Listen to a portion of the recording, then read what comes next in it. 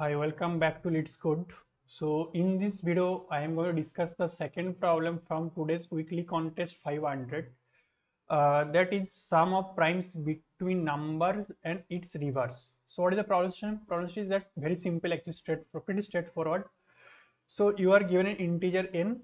Let r be the integer found by reversing the digits of n. So that means we actually have an input number n, and we can actually generate the reverse number. That means we'll reverse all the digits that is present in the input number. Okay.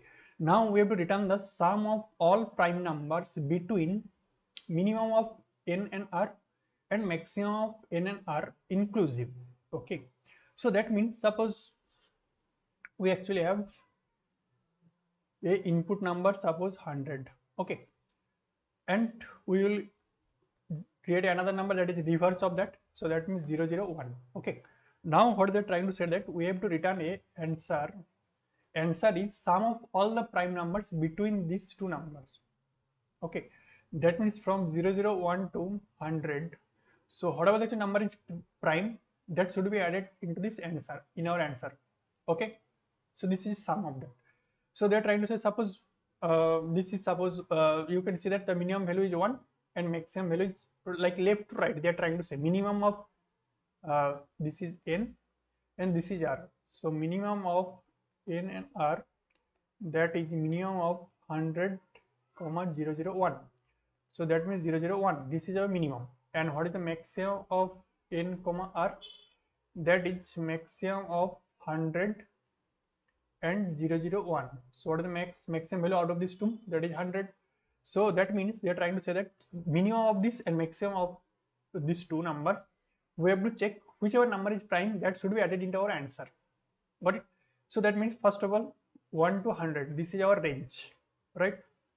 We will check any number in between of these two number in this range. So I'll check if this is prime, that should be added into our answer. Then if first I'll go to 1. Was it was 1 is a prime? No. So next I'll go to the 2. Within this range, between 1 and 100, yes. And 2 is a prime, yes. So our answer will be added now 2. Okay. Next is 3. 3 is also prime. Okay. So I'll add 3. Next 4 is a prime? No. So we'll go to the next number. 5 is a prime? Yes. So it should be added into the answer. So out of this, I will actually continue up to 100. Inclusive. They mentioned that inclusive. So that's why I'll start checking from 1 and we'll go up to 100. Clear? And what are the number actually I found is prime? So it should be added into our answer.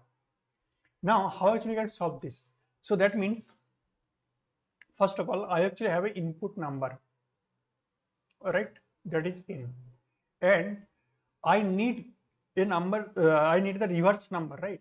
So somehow we have to generate the reverse number. So I can actually assume one function that will return a reverse number of whatever the number I can pass. So get reverse number. Okay, so I'll pass in here. So I'll get the actual reverse number, right? Now after that, what actually I can do? I will actually check which number actually prime. So our answer will start from 0. So actually you can just actually interpret how actually solving step by step. So first of all, I actually have the input number, that is n. Next actually I need actually the reverse number. So that's why I'll actually create a function that will actually reverse whatever the number I pass, that will return the reverse number. Okay. And naturally I have to return an answer that is initialized with 0. If there is no prime number in between, whatever the range actually I found, it should be returned 0. So that's why I have initialized with 0. Got it? Now what actually I have to do? I actually run a for loop that actually run from minimum of n comma reverse. That means the left to right. What is the minimum value? It will start from there, and it can go up to inclusive. So that's why I is equal to minimum of this, and it can go up to. So that's why I less than equal to max of n comma reverse and I plus plus. So that means I'll check that if I is prime. So it will, if it is prime, then this will be added into our answer plus equal to I. Correct? This is clear. So this I will be added into our answer. I hope this is clear. This algorithm how to solve this. Now here you can see that I will check that this is a prime or not. right? So here actually you can use the brute force approach from actually school, actually we are whatever actually we are using to check any number is prime or not. So what is the condition for prime? That any number, whatever the number actually I have, suppose x is a prime or not, it depends on that this number should be only divisible by only two numbers. One is 1 and one is the x itself. There should be any, there should not be any other extra number that should be divisible by x. That should not be, right? So that's why if there are only two factors of x that can actually divide that, so then this will be prime, else it is not a prime. So I can check actually that from 2 to x minus 1, if any number can divide this x, then it is not a prime. Alright, you can use that strategy also, but I can use the sieve of Eratosthenes approach also here. That's logic algorithm. So what is sieve of Eratosthenes? So that means first of all I'll actually create a vector. Okay, so this is for number 0 1 2 3 4 5 6 7. Okay, so initialized with all as true. True means it is till it is prime. So if you don't know about the Sieve of Eratosthenes, please see the any other video where actually they mention what is how actually you can solve this Sieve of Eratosthenes, right? So first of all, I am just actually explaining the algorithm Sieve of Eratosthenes here actually in a short way actually. So here you can say that I will initialize with all as true. Okay, true indicates that this is actually prime number. I know that manually that 0 and 1 not a prime number, so I will mark this as false. Okay, now I'll start from 2. 2 is true, that means 2 is a prime number. Now next number which will not be prime, that is the factor of 2, right? That is 4 6 8 10. So that's why I'll mark this 4 as a false. This is not, this is no longer a prime number, this 4, because I've already found 2 and next factor of 2 is actually 4, right? Multiple of 2. Next is 6, that is also multiple of 2, so that is also now false, no longer a prime number. So I'll continue up to again whatever the range of this vector. Okay, now I'll go to the next number 3. So 3, this is still, it is true. Okay, so that means which number is no longer a prime number, that is the factor of 3 or multiple of 3. That means 6 is already false, there is a correct. I'll go to the next 9. If it is still not actually if it is still true, I'll mark this as false. Correct, I'll continue up to the range of that. This is the Sieve of Eratosthenes approach, right? So this actually I can pre-calculate and store in a vector, this vector, that this in which number is a prime, which number is not prime. So after checking all the numbers, if in the final vector if it is still false, that means this number is no longer a prime number, and if it is still true, that means this number is a prime number. Correct. Now why actually I will use this Sieve of Eratosthenes here? So in this approach here actually you can see that I am checking that any number I is a prime or not. I have to calculate that, right? So this will take if I actually use this approach, this first approach, that I will check all the factors between 2 to x minus 1. If any number can divide this input number x, then this is not a prime number. If after checking all the numbers, if it still we did not get any number that it can divide that x, so I'll return true, that this is a prime number. Correct, we can use that, but this will take actually big of n. Correct, but if I actually pre-calculate and store in a vector, then actually you can see that in constant time, in big of 1, I can actually check that which number actually, whatever the number actually I have, this is a prime number or not, right? Because true and false indicates that, right? So that actually helps me to actually optimize that approach. So that's, you can use that approach also, the first approach, that check all the numbers between 2 to x minus 1 and find out that this is actually prime or not. And also you can actually use this Sieve of Eratosthenes to check any number is prime or not. So both are actually, the purpose is same for both the approach, that any number actually I have that actually prime or not. So this is to calculate that this is a prime number or not, right? Now actually you can say that we have to need this function get reverse number. So how actually you can get the reverse number of any input number? Suppose we actually have 1 2 3, these are the input number. So I know that output number should be 3 to 1. This is the expected output, right? Now how to actually get this? So first of all, I know that our output is 0. Okay, I have not seen any digit, so I'll not our number is still 0. Okay, so next what I can do, I can check that what is the last digit number, that is 3. Okay, that means 10 into 0 plus 3, that is still 3. Okay, output number is now 3. Okay, next I go to the next digit 2. Okay, so our output number will be now 3 into 10 plus 2, that is 32. Okay, so why actually I am just multiplying with 10? Because I am trying to add this, or accommodate this digit now in the new number, in the output number or reverse number. So that means I have to shift whatever the digits actually I have seen till now in the left side.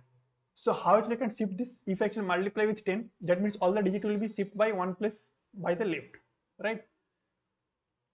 So that's why if I actually multiply with 10, 3 into 10, you can see that 3 into 10 means for what? That is 30. And now you plus add 2, that is 32. Now you can see that I can actually accommodate one digit 2 here in this number. Got it? Now actually you can see that the number is still 32. You can just see that if our number is 23, our output should be 32. Here actually you can see that our output is still 32. Correct? That means still actually we are getting the valid. Now go to the next digit, that is 1.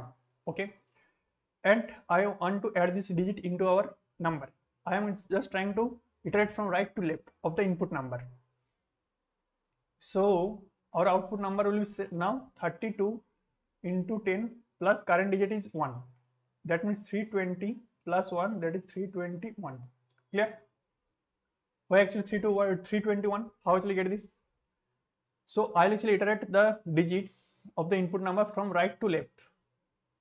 From right to left.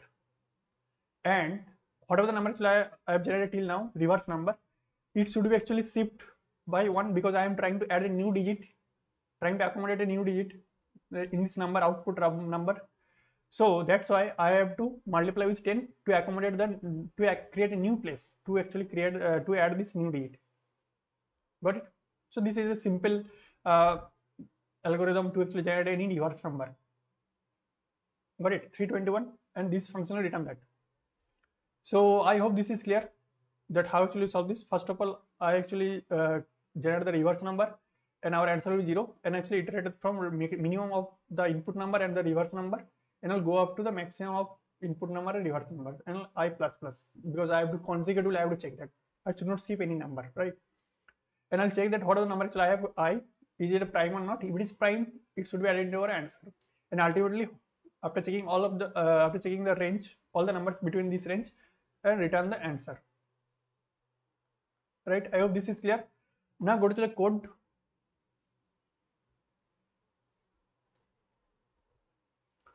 So this is the function sum of primes in range int n. So this is the input number.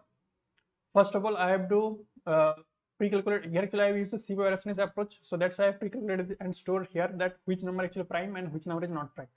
So this is the vector prime, and here actually you can see that the maximum number actually it is 1000. So that's why I actually pre-calculated store of the first 1000 number. So that's why initialize is 1001 and initialize is true. That means all are actually prime till now. And I know that number 0 and number 1 is not a prime number. So that's why I've actually manually I have marked this as false. Okay. And next actually I want to generate that which number actually prime or not between 2 and 1000. So that's why I'll start from 2 and it can go up to 1000. If the current number is prime, it is still true. And which number will not be no longer a prime number, that is the multiple of the current number. So that's why I'll start from next j. This is a nested loop, right? So if the current number is I is prime, then actually I'll actually next multiple number will no longer have a prime number. So that's why j will start from I into I, and j less than equal to 1000 because there are maximum range is 1000, and j plus equal to I because the next I, the multiple of I no longer a prime number, right? So that's why next multiple of I, it will be I plus I, I plus I plus I 3 times in this way. So that's why I'll actually mark this as prime of j is equal to false. This is no longer a prime number. But so after this line number 21, I actually have pre-calculated all the prime numbers between 1 to 1000, right? Now I have actually called this function get reverse, that actually return me what are the reverse number of an input number, what are the input number actually I have. Okay, Now I have to check the range of left and right. Okay, the minimum of input number and the reverse number, and our right side maximum range it will be the maximum of n comma reverse input number and the reverse number. Got it? And answer is initialized to 0. That I have to return sum of all the prime numbers between this range. And I start from I is equal to L, and I will go up to I less than equal to R I plus plus. Okay, I'll check that in this vector, in this prime vector, if the current number I is it prime, it is still true. That means this is a prime number. So I'll actually add this into our answer, the current number, because I've written the sum of all the prime numbers, right? So I'll actually return that. I'll add this here answer and go to the next number till the which will have I am in the range. Okay, and ultimately return the answer. Now here you can see that this reverse function, this is our expected output reverse. It is initialized with 0 until actually I have some digits of the input number. I'll actually first of all multiply with whatever the reverse number actually I have seen till now, multiply with 10 to accommodate or to create a new place to add the current digit. And whatever the current digit, it will be n modulo of 10. N modulo of 10 is the last digit now. N modulo of 10. N is the suppose 123. N is the 123. Now I want to create the 3. I want to get the value 3. So I'll get 123 modulo of 10. Here you can see that 3. I'll get 3. Clear? So this will be the rightmost digit will be added into a reverse number and divide this by 10. Why divide this 10? Because I have to go to the next rightmost digit. So I've already added this 3. So next is 2. So what I can do? I will actually multiply, divide by this 10. So I'll get 12. Next, again, if I actually have any digits, then actually I will check this rightmost digit again, modulo of 10. I will get 2. So this will be added into our reverse number. Correct? Clear? And whatever the after checking all the digits, return whatever the reverse number actually I have. Got it? I hope this is clear. So I have shared this code in the description. You can check that, and if you have any doubt, any suggestion, you will comment on that. And if you found this video useful, please like the video, and also if not a subscribe, please subscribe channel. Thank you. Bye bye. See you in the next video.